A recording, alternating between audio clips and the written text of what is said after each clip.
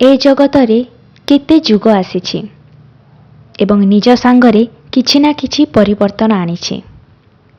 पुरुणार अंत घटी नूतनर सृष्टि हेछि।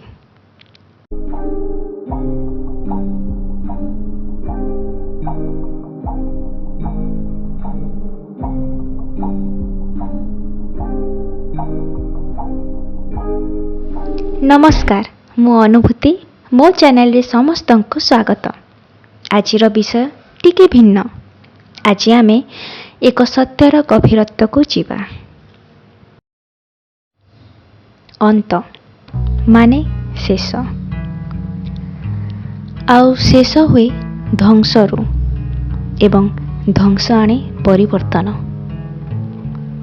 ध्वंस एवं परिवर्तन एमाने चिरस्थायी, अर्थात जीवन जगत प्रकृति परिवर्तनशील, किंतु ध्वंस एवं परिवर्तन नियमटा अपरिवर्तित।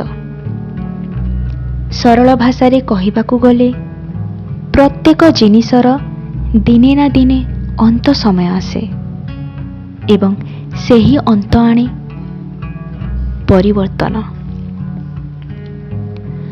आपण केबे निरीक्षण करिसंती जीवनर अटल सत्य प्रकृतिर नियम मध्यरे ही लुचि रही थाए। एबे गभीर भावे चिंता करंतु मनीष जीवन को नहीं। मनीष जन्म निये, छोट छुआरो से बड़ हुए। छोट छुआ समयर अंत घटी परिवर्तन हुए बड़ रूपे। पुणी सेही बड़ रूपर अंत घटी से परिवर्तन हुए वृद्ध अवस्थारे एवं दिने सेही मनीषर चिरकाल पाए अंत घटी जाए। मनीषर जन्म कालरू मृत्यु पर्यंत जो अंत एवं परिवर्तनर नियम झलसे, से नियम हेउछि संसारर अटल सत्य।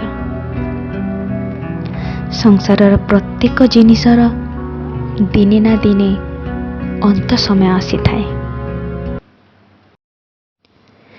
तो एतिकी ही थिला आजिर गभीर सत्य।